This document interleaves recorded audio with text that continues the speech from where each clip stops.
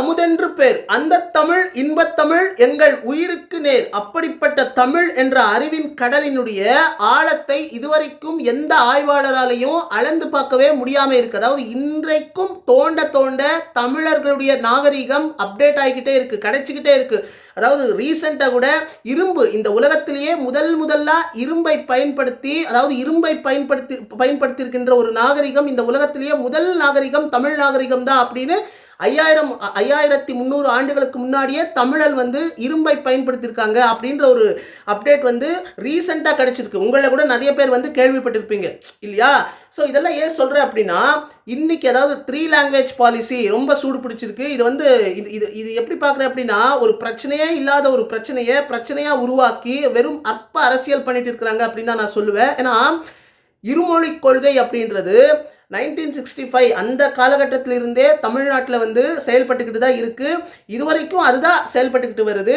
தமிழ்நாடு இன்னைக்கு அதாவது இந்தியாவிலேயே மருத்துவத்திலும் சரி, இந்த கல்வியிலும் சரி சிறந்து விளங்கி கொண்டிருக்கிறது அப்படின்னு தான் சொல்லணும். மற்ற மாநிலங்களுக்கு ஒரு உதாரணமாக இயங்கி கொண்டிருக்கின்றது தமிழ்நாடு.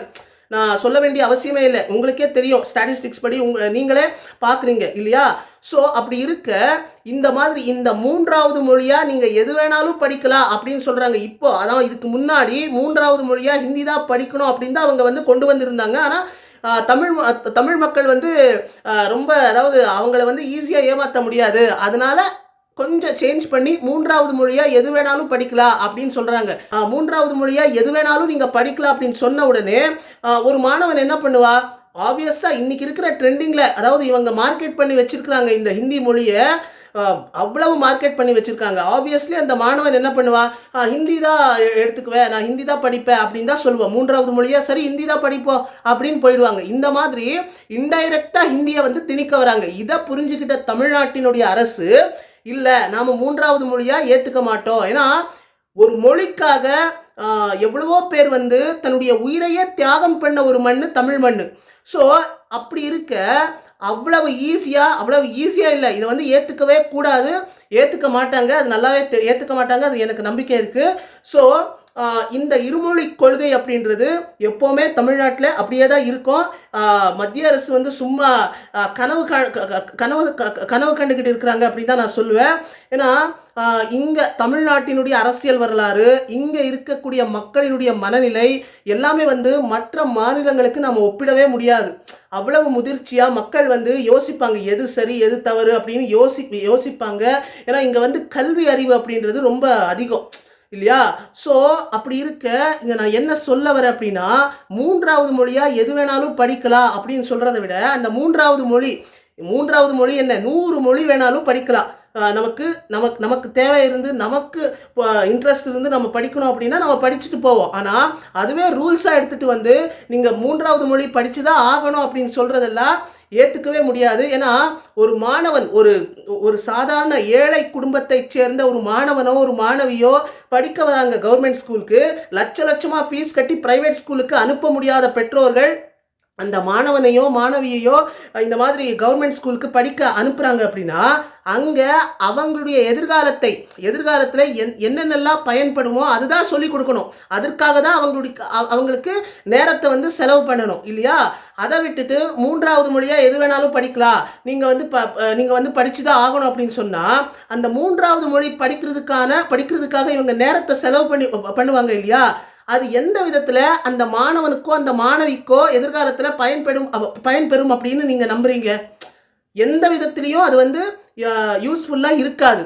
3வது மொழியாக நான் தெலுங்கு படித்தா என்ன யூஸ் இருக்குது? ஆந்திராவில் போய் 4 பேர்கிட்ட தெலுங்கு பேசலாம்.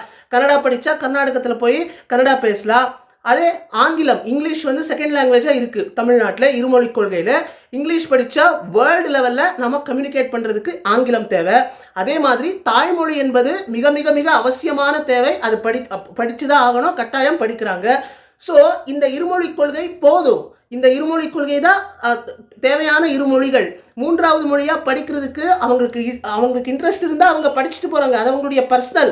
அதை கவர்மெண்ட் பொதுவாக எடுத்துகிட்டு நீங்கள் படித்து தான் ஆகணும், எல்லாருமே படித்து தான் ஆகணும் அப்படின்னு சொல்கிறதெல்லாம் இவங்களுடைய வெறும் அற்ப அரசியலுக்காக பண்ணக்கூடிய ஒரு விஷயம். அதாவது இன்டைரக்டா ஹிந்தியை வந்து திணிக்கிறாங்க, டைரக்டா திணிக்க முடியல. என்னென்னமோ பார்த்தாங்க, என்னென்னமோ அவங்களும் என்னென்னமோ பார்த்தாங்க, மார்க்கெட் பண்ணி என்னென்னமோ அரசியலெல்லாம் பண்ணியிருக்கிறாங்க.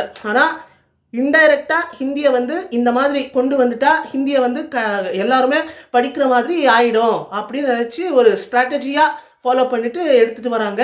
இதை ஈஸியாக புரிஞ்சுக்கிட்ட நம்மளுடைய மாநில அரசு இதை வந்து எதிர்த்துக்கிட்டு தான் இருக்குது. ஸோ இது வந்து எப்படி கன்க்ளூஷனுக்கு வரும் அப்படின்றத பற்றி பொறுத்து இருந்தால் பார்க்கணும். ஸோ இதுதான் நான் சொல்லணும்னு நினச்சேன். அதாவது இன்னொன்று சொல்லிக்கிறேன். நீங்கள் தமிழ் மொழி எடுத்துக்கிட்டிங்கன்னா இலக்கியங்கள், சங்க இலக்கியங்கள் தான் தமிழர்களுடைய அடையாளமே. சங்க இலக்கியங்கள் தான் தமிழர்களுடைய அடையாளமே. இன்னைக்கு இந்தியாவில் நீங்கள் உன்னுடைய அடையாளம் எது அப்படின்னு கேட்டிங்கன்னா, உன்னுடைய இதிகாசம் வரலாறு புராணம் அப்படின்னு சொன்னால் எல்லாருமே ராமாயணம் மகாபாரதம் அப்படின்னு சொல்லுவாங்க. ஆனால்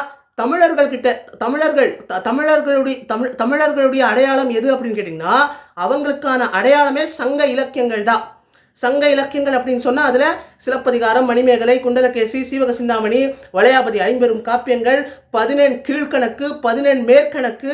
பாருங்கள் எவ்வளவு, அதாவது படிக்கிறதுக்கு தெரிஞ்சுக்கிறதுக்கு, அதாவது இப்போ கூட அப்டேட் ஆகிக்கிட்டே இருக்குது. ஒரு நாகரிகம் இப்போ இந்த காலகட்டத்திலையும் அப்டேட் ஆகிக்கிட்டே இருக்குது அப்படின்னா அது தமிழ் நாகரிகம் மட்டும்தான். ஸோ அதனால் தமிழில் கற்றுக்கிறதுக்கே எவ்வளவோ விஷயங்கள் இருக்குது. அதாவது நம்முடைய வாழ்க்கை இறுதி வரைக்கும் நம்ம கற்றுக்கிட்டே இருக்கலாம். அவ்வளவு அறிவின் கடல் அப்படின்னு சொல்லலாம் அந்த தமிழ் மொழியை. ஸோ அந்த தமிழ் மொழிக்கு அந்த தமிழ் மொழியை நமக்கு நேரம் கிடைக்கிறப்பெல்லாம் நம்ம கற்றுக்குவோம். ஆனால் இந்த காலகட்டத்திற்கு வள்ளுவர் ஒரு இடத்துல சொல்கிறாரு, திருவள்ளுவர் அழகாக சொல்கிறாரு, எவ்வது உறைவது உலகம், உலகத்தோடு அவ்வது உறைவது அறிவு அப்படின்னு சொல்கிறாங்க. அதாவது உலகம் போகிற போக்கிலே நீயும் போய்கிட்டே இருக்கணும், இல்லைனா நீ வந்து வாழவே முடியாது அப்படின்னு சொல்கிறாங்க. இன்னைக்கு இருக்கிற காலகட்டத்தில் எந்த மொழி கற்றுக்கணும், எந்த மொழி அவசியம் கற்றுக்க வேண்டிய ஒரு விஷயமா இருக்குது, எந்த மொழி ஒரு மாணவன் கற்றுக்கிட்டா அவன் இந்த மார்க்கெட்டில் சர்வைவ் ஆகிறா அப்படின்னு கேட்டிங்கன்னா ஆங்கில மொழி தான். இங்கிலீஷ் மொழி கற்றுக்கணும், ஆங்கில மொழி கற்றுக்கிட்டு அவங்களுக்கு இந்த மாதிரி 3வது மொழி எது வேணாலும் நீங்கள் கற்றுக்கலாம் அப்படின்னு சொல்கிறாங்க இல்லையா. அப்படியே உங்களுக்கு 3வது மொழி அந்த கற்றுக்கிறதுக்கான அந்த நேரத்தை வந்து அந்த மாணவனுக்கோ அல்லது அந்த மாணவிக்கோ அவங்களுடைய அவங்களுடைய ஸ்கில்ஸை வந்து டெவலப் பண்ணுறதுக்கான ஏதாவது ஒரு திட்டத்தை கொண்டு வாங்க. அந்த திட்டத்தை கொண்டு வந்தீங்கன்னா அவங்களுக்கு எதிர்காலத்தில் யூஸ்ஃபுல்லாக இருக்கும். அந்த 3வது மொழி படிக்கணும் அப்படின்னு சொல்கிறீங்க இல்லையா, அதே நேரத்தை அதை கேன்சல் பண்ணிவிட்டு அதே நேரத்தில் அவங்களுடைய ஸ்கில்ஸை டெவலப் பண்ணுறதுக்கான ஏதாவது ஒரு திட்டத்தை கொண்டு வாங்க. ஏன்னா இன்றைக்கி நிறைய பேர் வந்து படிச்சுட்டு வேலை இல்லாமல் வீட்டில் சும்மா கிடக்குறாங்க. எத்தனையோ பேர் வந்து அன்எம்ப்ளாய்மெண்ட் அப்படின்றது ஒரு தீராத பிரச்சனையாக இருக்குது இந்தியாவில். ஸோ அப்படி இருக்க அவங்களுக்கான ஸ்கில்ஸ் எதுவோ அதில் என்னென்ன திட்டங்கள் கொண்டு வந்தால் மாணவர்களுடைய எதிர்காலம் நல்லா இருக்குமோ அதை பற்றியெல்லாம் யோசித்து இந்த மாதிரி சில பேர் இருப்பாங்க இல்லையா, இதை பற்றிய ஒரு எக்ஸ்பர்ட்ஸ் எல்லாம் இருப்பாங்க இல்லையா. ஸோ அவங்களெல்லாம் வச்சு கொஞ்சம் யோசித்து நீங்கள் சில திட்டங்கள் கொண்டு வந்தீங்கன்னா அந்த 3வது மொழி படிக்கிறதுக்கான நேரத்தை இந்த மாதிரி ஸ்கில்ஸ் டெவலப் பண்ணுறதுக்கு, அந்த மாணவர்களுடைய ஸ்கில்ஸ் டெவலப் பண்ணுறதுக்கான ஏதாவது ஒரு திட்டத்தை கொண்டு வந்தீங்கன்னா அவங்களுக்கு பாவம் ஏழை மாணவர்களுக்கு உதவியாக இருக்கும். அவங்களுக்கு எதிர்காலத்தில் அவங்க வந்து சிறப்பாக இந்த மார்க்கெட்டில் சர்வைவ் ஆகிறதுக்கு அவங்களுக்கு ஒரு நல்ல உதவியாக இருக்கும் அப்படின்னு தான் நான் சொல்லுவேன். கடைசியில் ஒன்று சொல்லிக்கிற நண்பர்களே, தோழர்களே, இந்த மொழி அப்படின்னு வரும் பொழுது ஒவ்வொரு மொழிக்கும் அந்த மொழி பேசக்கூடிய மக்களினுடைய இலக்கியங்கள், கலாச்சாரம், பண்பாடு, வரலாறு எல்லாமே ரெப்ரசன்ட் பண்ணக்கூடியது தான் இந்த மொழி. அந்த மொழியை அழிச்சிட்டா அவங்களுடைய அடையாளமே அழிஞ்சு போயிடும். ஸோ இதை நல்லா புரிஞ்சுக்கணும் தோழர்களே. ஸோ அதனால கன்னடா அப்படின்னு எடுத்துக்கிட்டிங்கன்னா கன்னடா பேசக்கூடிய மக்களினுடைய கலாச்சாரம், இலக்கியங்கள், வரலாறு எல்லாமே இருக்கும் அதில். ஸோ அந்த மொழி தான் அந்த கன்னடர்களுக்கு அடையாளம். அதே மாதிரி தமிழர்களுக்கு தமிழ் தான் அவங்களுடைய தமிழே அரண் அப்படின்னு சொல்லுவோம் இல்லையா, அதுதான் தமிழர்களுக்கு தமிழ் தான் அடையாளம்.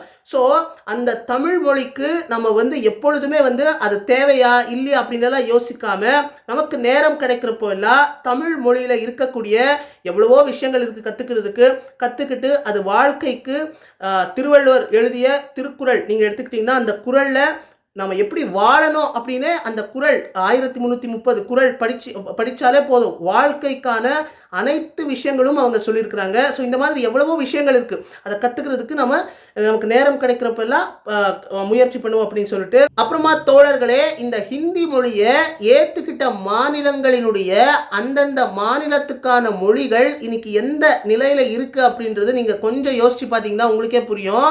இந்த ஹிந்தி மொழியால எத்தனையோ மொழிகள் அழிஞ்சு போயிருக்கு. கிட்டத்தட்ட 52 மொழிகள் இந்தியாவில் 52 மொழிகள் அழிவின் விளிம்பில் இருக்கு. கிட்டத்தட்ட 22 மொழிகளோ அழிஞ்சே போயிருக்கு அப்படின்னு தான் சொல்லணும். நீங்கள் பீகார், உத்தரப்பிரதேசம், ராஜஸ்தான் இந்த மாநிலங்களில் அந்தந்த மாநிலத்துக்கான மொழி இருந்துச்சு. ஆனால் இன்னைக்கு அங்கே எல்லாமே வந்து ஹிந்தி மயமாக தான் இருக்குது அப்படின்னு தான் சொல்லணும்.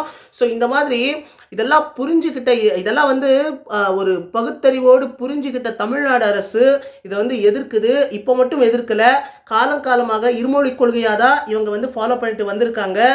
இந்த மாநில அரசை பார்த்து இந்த தமிழ்நாட்டினுடைய மாநில அரசை பார்த்து மற்ற மாநிலங்கள் சவுத் இந்தியாவில் இருக்கின்ற கர்நாடகா, தெலுங்கானா, ஆந்திர பிரதேஷ் இவங்க எல்லாம் கற்றுக்கணும் அப்படின்னு தான் நான் சொல்லுவேன். அப்புறமா சில பேர் சொல்கிறாங்க, இந்த மாதிரி அரசாங்கத்தில் வேலை பார்க்கக்கூடிய, அரசாங்கத்தில் இருக்கக்கூடிய அதிகாரிகளுடைய பிள்ளைகளே, குழந்தைகளே இந்த மாதிரி சிபிஎஸ்இ பள்ளியில் தான் படிக்கிறாங்க, அவங்களும் ஹிந்தியை படிக்கிறாங்க இல்லையா, ஏன் ஏழை மாணவர்கள் வந்து படிக்கக்கூடாதா அப்படின்னு கேட்குறாங்க.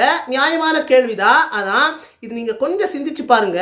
India is a mixed economy. நீங்கள் கேட்குற கேள்வி சோஷியலிஸ்டிக் எக்கானமியாக இருந்துச்சுன்னா நீங்கள் கேட்குற கேள்விக்கு ஒரு நியாயம் இருக்குது. ஆனால் இது வந்து மிக்சட் எக்கானமி, ப்ரைவேட்டும் இருக்கும் பப்ளிக்கும் இருக்கும். இங்கே வந்து ப்ரைவேட் அப்படின்றது லட்சமாக இருக்கிறவங்க போய் கட்டி அங்கே வந்து பிள்ளைகளை வந்து படிக்க வைக்கிறாங்க. அதாவது லட்சமாக கட்டி பிரைவேட் ஸ்கூலுக்கு அனுப்ப முடியாமல் இருக்கிறவங்களுடைய பெற்றோர்களுடைய மாணவர்களுக்காகவே இருக்கக்கூடியது கவர்மெண்ட் ஸ்கூல் இல்லையா. ஸோ இது வந்து இப்படி இருக்கக்கூடாது அப்படின்றது தான் என்னுடைய கருத்தும். அதாவது கல்வி, மருத்துவம் எல்லோருக்கும் தரமாக சமமாக கிடைக்கணும் அப்படின்றது தான் என்னுடைய கருத்தும். ஆனால் சிஸ்டமே அப்படி இல்லையே. சிஸ்டமே மிக்சட் எக்கானமியாக தானே இருக்குது. ஸோ அதனால் இது அதுதான் நான் உங்களுக்கு சொல்ல வரேன். ஸோ மிக்சட் எக்கானமியாக இருக்கிறதுனால அது ஒன்றும் பண்ண முடியாது. ஸோ இதெல்லாம் நம்ம யோசிக்கிறதுக்கு, இதெல்லாம் நம்ம யோசிச்சாலுமே கொஞ்சம் நீங்கள் சிந்திச்சு பாருங்கள். ஒரு மாணவன் லட்சமாக ஃபீஸ் கட்டி ஒரு பெற்றோர்கள் அவனுக்கு வந்து ப்ரைவேட் ஸ்கூலில் அனுப்ப முடியாமல் கவர்மெண்ட் ஸ்கூலுக்கு அனுப்புகிறாங்க. அங்கே கவர்மெண்ட் ஸ்கூலில் அவனுக்கு என்னென்ன தேவையோ, அவனுடைய எதிர்காலத்துக்கு என்னென்ன தேவையோ அதுதான் சொல்லி கொடுக்கணும். அதற்காக தான் அங்கே வந்து அவன் வந்து நேரத்தை செலவு பண்ணணும் இல்லையா. அதை விட்டுட்டு இவங்களுடைய அற்ப அரசியலுக்காக மூன்றாவது மொழியாக நீங்கள் எது வேணும்னாலும் படிச்சுக்கலாம், நாங்கள் வந்து ஹிந்தியை வந்து திணிக்கலை, இதெல்லாம் வந்து அர்த்தமற்ற பேச்சுக்கள். ஏன்னா மூன்றாவது மொழியாக எது வேணாலும் படிக்கலாமே அப்படின்னு சொல்கிற அவங்க கிட்ட நான் கேட்குறது, மூன்றாவது மொழியாக படிக்கிறத விட்டுட்டு அந்த மூன்றாவது மொழி படிக்கிறதுக்கான நேரத்தையே அந்த மாணவனுடைய ஸ்கில்லை டெவலப் பண்ணுறதுக்கு, இன்னைக்கு நிறைய ஸ்கில்ஸ் இல்லாமலேயே எத்தனையோ பேருக்கு வேலை இல்லாமல் வீட்டில் இருக்கிறாங்க. அவனுடைய எதிர்காலத்தில் என்ன ஸ்கில்ஸ் அவனுக்கு வந்து கொடுத்தா அவனுடைய எதிர்காலத்தில் அவனுக்கு பயன்படும் அப்படின்றது தெரிஞ்சுக்கிட்டு அதற்கான சில திட்டங்களை கொண்டு வந்தால் அது வந்து சிறப்பாக இருக்கும் அப்படின்னு தான் நான் சொல்லுவேன். இது என்னுடைய கருத்து. ஸோ இன்னும் பேசிக்கிட்டே போகலாம். இது வந்து கொஞ்சம் சிந்திச்சு பார்க்கக்கூடிய ஒரு விஷயம்தான். இன்றைக்கி வந்து ஹிந்தி பேசுனாதான், ஹிந்தியை வந்து எதிர்த்தா, ஹிந்தி தெரியாது போடா அப்படின்னு சொன்னால் நீ வந்து தேச துரோகி, நீ வந்து இந்தியனே இல்லை அப்படின்னு பேசக்கூடிய முட்டாள்களும் இங்கே இருக்கிறாங்க. சில பேர் வந்து பானிபூரி கடைக்காரங்கிட்ட போய் நீங்கள் வந்து ஹிந்தி பேசணும் இல்லையா, அதனாலவாவது நீங்கள் வந்து ஹிந்தி பேசணும் அப்படின்னு சொல்லக்கூடிய முட்டாள்களும் இருக்கிறாங்க. ஸோ இந்த மாதிரி அதாவது நீங்கள் சிந்திச்சு பார்க்கணும், அவ்வளவுதான். யார் என்ன சொல்லியிருந்தாலும், எங்கே கேட்டிருந்தாலும் உங்களுடைய புத்திக்கும் பொது அறிவுக்கும் எது சரின்னு படுதோ அதை நீங்கள் ஏற்றுக்கணும். பெரியார் சொல்கிறாரு இல்லையா. அதாவது இன்னும் சொல்லப்போனால் வள்ளுவரே சொல்கிறாரு, எப்பொருள் யார் யார் வாய் கேட்பினும் அப்பொருள் மெய்ப்பொருள் காண்பது அறிவு. ஸோ சிந்திச்சு செயல்படுங்க. நான் என்னுடைய கருத்து நான் தெரிவிச்சுக்கிட்டேன். இதை பற்றி நீங்கள் என்ன நினைக்கிறீங்க?